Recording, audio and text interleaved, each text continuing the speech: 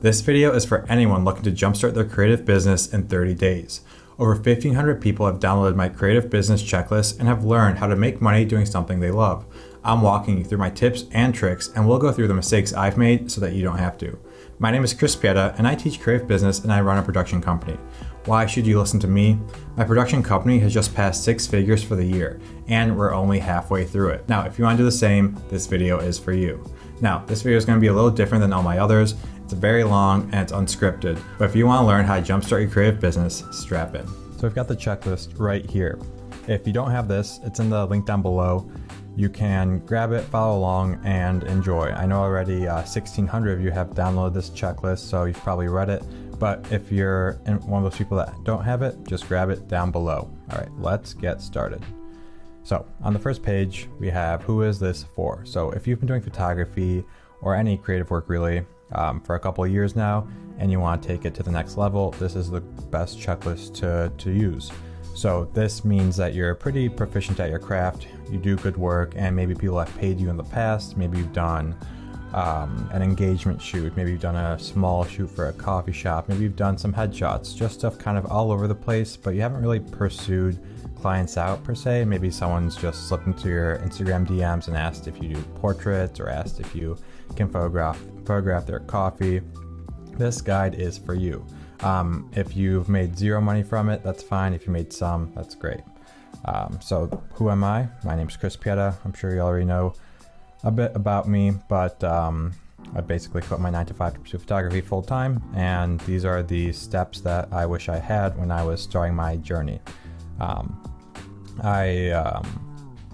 When I was starting out, I didn't have this resource, so I had to kind of experiment to see what works for me, what doesn't work for me, and I ended up learning a lot along the way. So I put together this free checklist, and in hopes that I can help other people do as well. And from those downloads I was talking about earlier, I've had lots of people message me. They've been able to land clients from this, they've been able to build a business from it, and actually have sustainable revenue from their passion. So enough about that, let's get into the important stuff. So first off, we have pick a niche. Riches are in the niches. Alex Hormozi said that, and that is very true in photography. You don't just want to be a photographer that does everything. You don't want to be a generalist. You wouldn't go to a product photographer to do your wedding. You wouldn't go to someone that does both dental work and medical work. You want a doctor, you want a dentist, same with photography. So there's lots of niches you can pick. You can do food photography, weddings. I have a few here, but the best way to actually figure out what your niche should be is you make a list, and all of the areas of photography that you like, put those on one side, and all those areas of photography that you're good at, put those on the other side. And then there's going to be some that overlap. You both like them and you're good at them. That's really all you need for a niche. You're good at it, you like it, you'll have a good time doing it. You don't have to overthink this. I know a lot of people spend a long time trying to find the perfect niche, trying to find something that they think will make them a lot of money, think that will make them happy. But really, once you make the choice to pick a certain niche, you're going to make it work. It's going to end up working if you follow that procedure. If you put in the work, it doesn't really matter what your niche is, you can come out on top in that niche. Now, some are better than others. I mean, if you like spending a lot of time with people, you can do weddings, you can do portraits. If you're an introvert, don't like people, do product photography. Keep that in mind when you're picking your niche. But even if you pick a niche and you don't end up liking it, you can always go back and switch it up in the future. So next up, we have the offer. The offer is what you're selling. Obviously, as a photographer, you're selling photography, you're selling photos, but there should be more to just photos. When someone agrees to work with you, they should be getting more than just photos so that you can stand out among the crowd. My packages include a lot of different freebies, I call them. So if you sign on to work with me, you get free revisions, free retouching, you get free props included in the package. You get free mood boards, we do prep calls, you get direct access to me via email. There's a lot of things that I provide that others don't, and because of that, I'm able to land more clients. The freebies that you do want to provide, they should cost you very little, but provide massive value to the client. So for example, by including a mood board, it shows that you've spent the time you spent some time looking over the client's website. This is a product photography example, but you've spent time looking over the client's website and seeing how your style can fit into theirs and the direction of the shoot. And you create this mood board for them, you send it over to them, and then you talk it over a prep call. And from there, the client knows that you put in the effort and that you care about their brand, and it doesn't really cost you that much time. It's free for you to actually make. But it provides a lot of value to the client because they see the direction of the shoot before anything happens. So if there's any, if you guys aren't aligned on anything, you guys can talk about that before you spend the time shooting. With offers, I have, for all these points, I have videos covering them in a very in-depth way on my YouTube channel. So check those out, and if you have any more questions on them, just check out those videos. Moving on to your website. So this is very important. This is where your company lives. Your website's going to align with your niche. You will need to have any past client work on there if it's related to your niche. So I mentioned earlier in the video, if you've done portraits, if you've done work for a coffee shop, if you've done weddings, you don't want to include all that in your portfolio. You want it to be very specific to your niche. So if you're a product photographer, you just want it to be product photography. And even if you want to niche down further, you can do something. What I do is I do food and bev product photography only. So on my website, you're not going to find pictures of cosmetics. You're not going to find jewelry or anything like that. It's going to be just food and beverage. And this helps clients see that I'm the professional in this space, and I'm the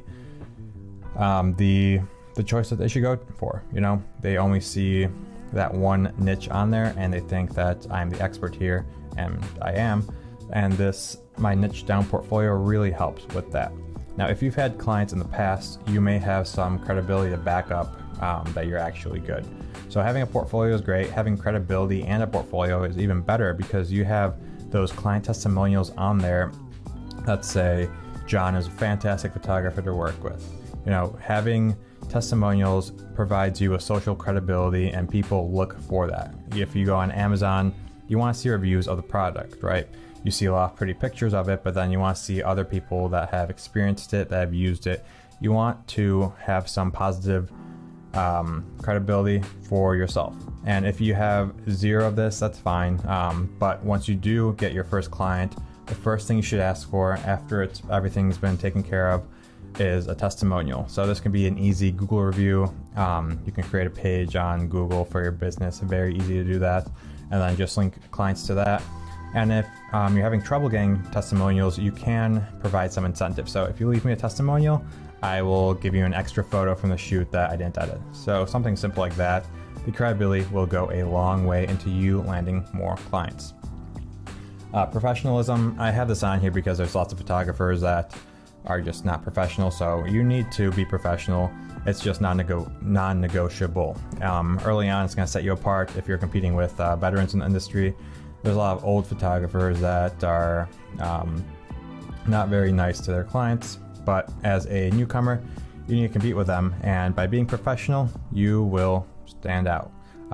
Things you can offer is you can do quick turnaround times. So starting out, you can offer very fast turnaround times, like 48 hours. And with that, you're really going to stand out among the pros. Even you'll be competing with me, and my turnaround times aren't 48 hours. So that might be what gets you the client over me. Having fast email response times, if you get an email from a client, you want to respond the same day, if not within a few hours. That just sets you apart in a very easy way. You want to be available for projects, and you will be because you're a beginner photographer and you don't have that many projects. So these things set you apart from the pros, just because the pros just can't do this stuff because they're so busy. But as a beginner, this may be the thing that gets you the client over a pro.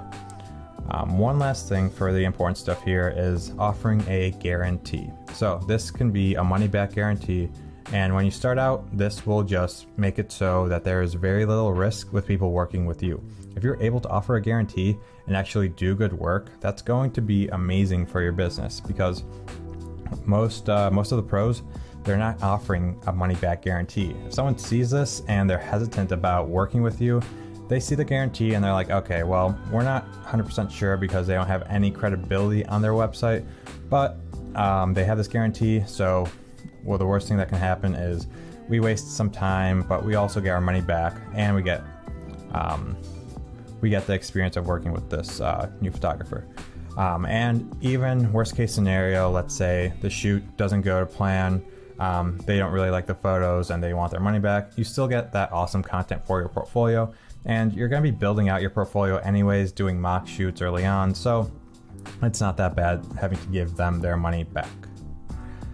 Now, what do you ignore when you're starting your creative business? So gear, it's important, but you don't really need it when you start. Oh, you need good gear to start, you just don't need to obsess over it. I'm assuming you've been doing this for 1 to 2 years. You probably have a good camera, good lenses, you might have some lighting equipment. If you can already take great photos with that kind of stuff, then you don't need to spend the money to get new gear. Just today I was reading a comment on my YouTube channel of someone asking me, should I upgrade my camera to a full frame camera? I've been using this older camera, but I think the photo quality is awesome. And I told them, if you think the quality is awesome, you don't need better gear. You can invest that money in learning business skills, you can invest that money in software, invest that money in hiring contractors. There's a lot of things that you can invest your money into that is better than gear early on. So early on, just ignore gear. Don't focus on that. Focus on actually building your business. Another big one, perfection. You're going to be experimenting a lot early on. Don't try and make everything perfect because you'll never launch your business off the ground. Get a good website, get a good portfolio, get a good offer. It doesn't have to be perfect. Once you have it down, you'll be able to experiment. After your first few discovery calls, you'll know what actually works during the call and what doesn't work, what's the feedback you're getting from clients. With your website, the longer you do this stuff, the more you'll be able to optimize your website. So the thing to do here is just to start and have something good rather than perfect. The perfect photographers out there they're already working for Coca-Cola, for Red Bull, and you're not competing with them. You're competing with the lower end photographers. And you're a one-person show. So the important thing is to just start, make quick decisions, and move on. You can always improve upon them later on, and for the most part, perfection won't get you far at all. Okay, next, big paychecks and licensing. Now this one may be a bit controversial, but I say to always provide a free license for whatever you do to clients. It's not really important to actually building your business early on. Let's say you're working with a small coffee shop or this small granola bar brand online, and you want to start talking about licensing with them. Well, they're already expecting to pay you like $50 to $100 a photo, and now you're going to be adding on licensing on this, and you're going to be talking about, okay, you can do a 6-month agreement or a 2-year agreement. You can use these photos for social media, but not for advertising. You're going to confuse them, and it's going to get really complicated on their end, and you might just lose this client. You don't want to get things super complicated early on. Your goal is to just get a lot of clients to be able to provide you with those testimonials and with some cash flow for your business. Licensing, it gets very complicated, and I think it's a disadvantage when you're starting your business. Again, with that, let's talk about big paychecks. Starting out, you're not going to be getting those big paychecks. You might not even be getting $1,000 deals. Maybe you'll have to sell for $500 projects. That's okay. Your rates will go up over time, and you will end up getting those bigger paychecks over time. For me, my first project, I think it was $500 for like 20 photos, which is laughable when I think about that now. But just from that, I think 6 months down the road, I was able to land a 5-figure deal. I just kept raising my rate, building my credibility, and building my portfolio. But when I was starting out, I had low rates, so I can just get a lot of clients and make myself look like the professional in this space. If I have a lot of clients, I do good work, then I have that credibility for those larger clients to see. And if I only chase big paychecks, I don't think I would be where I am today. So no big paychecks and ignore licensing. That's something to ignore. So now the step-by-step guide to actually making money from your hobby. Number one, form an LLC. This is just something you have to do. If you don't do it now, you're gonna have to do it later, and it's gonna be a pain. Every state's a little bit different, and you can go through your state's website and try and do all the paperwork, but I recommend you just use some website online. I have an affiliate link here for Better Legal. It'll get you $100 off of your setup fee, so I think it'll be $200 total, maybe $300. It might vary for state to state, but it's just a service that will do it for you. There's other websites. Zen Business is one. Just do some Googling if you don't want to use this link. But I recommend that you pay someone else to do it and you don't do it yourself. Time is money. Next up, after you've got your LLC with your EIN number, that's going to come with your LLC, you're going to go to a bank and set up business bank accounts. So you're going to get a checking account, easy peasy, and then you're going to get a business credit card. The first business credit card that you do get will be a 0% APR card for 12 months. So that just means for the first 12 months that you, for every purchase that you make, it's going to be 0% interest on that. So it's pretty much like a 0% interest loan, and it lets you jumpstart your business, buy some expenses that you think will make you money back.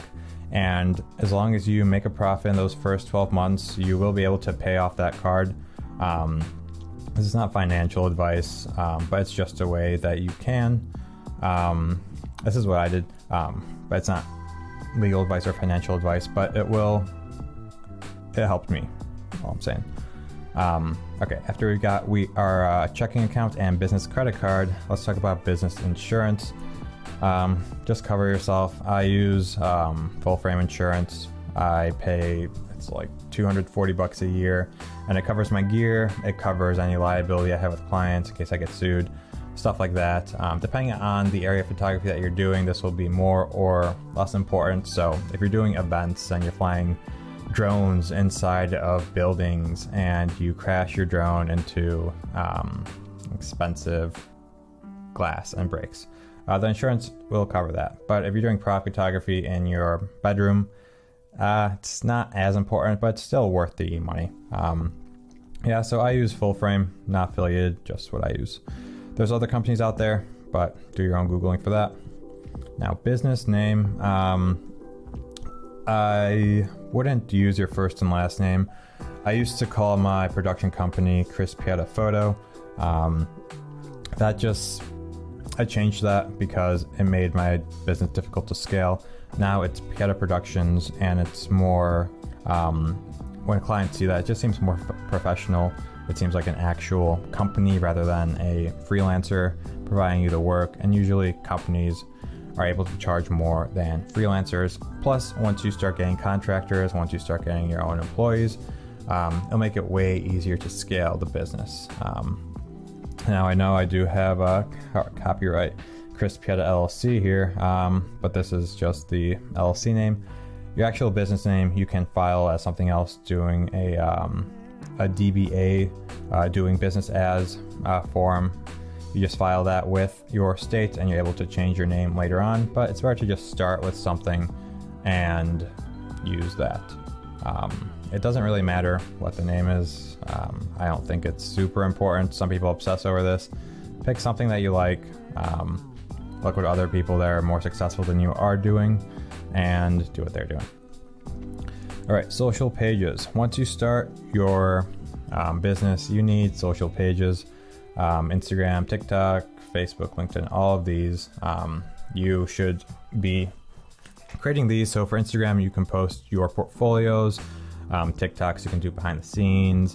Facebook, not as important nowadays. You still need one if you want to do Facebook advertising on the road. LinkedIn is a fantastic place because that is where business professionals live. And if you're in the brand to business to business space, LinkedIn will provide you with a lot more business. Google My Business is where you can get reviews. So whenever you see Google reviews of a place, they use Google My Business. So all of those are very important. If you're a photographer right now and you have your own personal Instagram that you're posting all of this different content on, I would suggest just making a brand new page for your business. Keep that as that niche, very niche down to whatever you're doing. So I have my own personal Chris Pieta Instagram page, and then I have a Pieta Productions page where it's just product photography. You could just use your own, up to you. I recommend using a new one. Okay, business email. This one is something most people mess up on. You should use G Suite to create an email address using your website's email or using your website domain. So for example, here I have john@productphotochicago.com. Before this was probably productphotochicago@gmail.com. The difference between these two email addresses is huge because one makes you look way more professional than the other. You know, if your email address is at Gmail, you come off as an amateur. It costs like $6 a month to have your own custom name like this, and it just makes you look way more professional when it comes to emailing clients. Especially when you start charging a lot of money for your service, you want to appear as professional as possible. Accounting is, it could be intimidating, could be boring, but it's better than getting audited by the IRS and losing your business. So this is not legal advice, but you need to have some sort of bookkeeping in order. I started with QuickBooks. Now I have my own accountant that does this for me, but QuickBooks is pretty easy to learn. Look up some YouTube videos on this and read 1 or 2 accounting books, and you should be good to go on this front. Come into QuickBooks once a week, once a month. Look at your finances. It all connects to your bank, so everything gets pulled in there, and you can categorize stuff as advertising expenses, gear expenses, meals. So all this stuff is something that you have to keep track of now that you are a business owner. Again, check out YouTube or QuickBooks FAQs for this. Pretty simple there. Now, taxes. And as a business, your taxes are due quarterly. So you have to pay taxes 4 times a year. Yeah, might suck, but it's still it's the same amount as paying once a year that you were before. You're just splitting it up over 4 quarters. If you don't do this, you get a fine. It's pretty small, but you do get fined. Next up, the offer. So we talked about this already. I'm not going to go too more in depth here. Just don't sell 20 photos. Do 20 photos plus a stop motion asset and free licensing, free props, all that good stuff. Okay, so selling your offer. We have a website, we have a portfolio, we have our business email, we've got social pages, and we have the offer. To sell the offer, there are a few different ways. Historically, lots of photographers have relied on referrals. Referrals are bad when you're starting out. They're not, you can't predict them. You know, you need a system that will allow you to have a predictable way to know how much business is coming in. Some popular methods for actually doing sales: cold calls, LinkedIn messaging, Instagram messaging, in person. I personally like to do emailing, cold email. What I do is I have this email template that I send. It's pretty personalizable. Personalize it to prospects, tell them what I do, how I help them, and ask for a quick phone call to learn more about their business and how I can help them. For this email stuff, let's say I email 100 clients or 100 leads. I know 10 of them will respond, and of those 10, maybe 3 will say yes to a call. So 100 emails, that's 3 calls, and maybe of that 1 will sign a contract with me. So it takes 100 emails to get 1 client. Once you know that, you can just scale that to infinity and just keep getting clients on clients.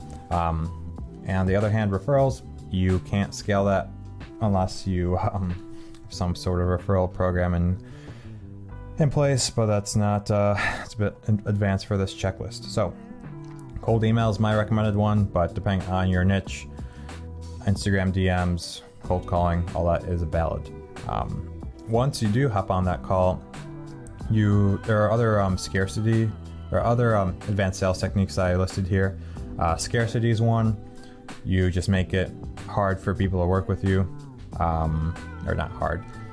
You make it seem that you're more busy than you are. You can say, I can only take on 1 new client a week. And with this, you stick to this. If you say you're going to take out 1 client a week, have some integrity and actually stick with what you say. Urgency.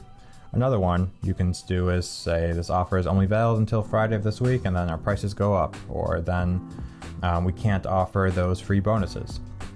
Making your services seem more, giving them urgency will help you get more sales. Finally, a guarantee. If you don't like what I do, you get your money back. So these are legit strategies. I mean, every business uses scarcity and urgency to try and get more sales. That's how coupons work, 20% off through the end of the month. And July, you get a birthday discount on this thing. So scarcity and urgency are advanced sales techniques. Don't get too obsessed over them right now. Focus on the basics, but these are things you can employ later on. Testimonials. So this is something that I was talking about earlier. Always ask for a testimonial after the project's over. Google review is the easiest. Once you get that Google My Business page, this will be a fantastic way to build up more credibility. The more testimonials you get, the more credible you become. One bonus I want to talk about, which I don't have on this checklist, is case studies. Let's say a project goes really well and you want to see if how your photos helped another client, how they helped their business. So what you can ask for is, hey, so-and-so, after you start using our photos on your website, did you see any increase in sales? Did you see any increase in conversions? And if they have any percent to share with you, that's great, because then you can use those real numbers in a case study and actually show clients that your photos do make them more money because they sell more of a product. I have a few of these on my website, and they're fantastic in convincing clients to work with you if they're on the edge. Okay, finally, we've got a few business creative terms here. I'll go through these real quick. A prospect is someone or a person or a company that is likely to succeed as a client. This is anyone that you might be cold emailing. You cold email them, they're a prospect, and once they respond to your cold email, they become a lead. So a lead is now a prospect that has expressed interest in your company. For example, I have a list of 100 people I cold email. Those are all prospects. Then 10 of them respond, they become leads. 3 of those hop on a call, they're hot leads. And then 1 of them signs and they become a client. So a client is just a person or a company that's using your services. Prospect, lead, client, these are all terms you're going to be using a lot in your business. Good to know what they actually mean. One more, proposal. Proposal is a formal written offering of your services. It lists out specifically what you're offering, and it's usually going to have a contract at the end for both people to sign.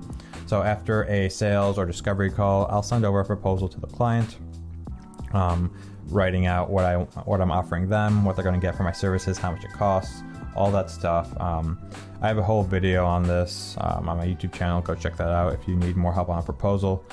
And yeah, I use PandaDoc for proposals in case anyone's wondering. It's a great proposal writing software. Highly recommend. Invoice, it's a bill for the services provided. Nothing fancy there.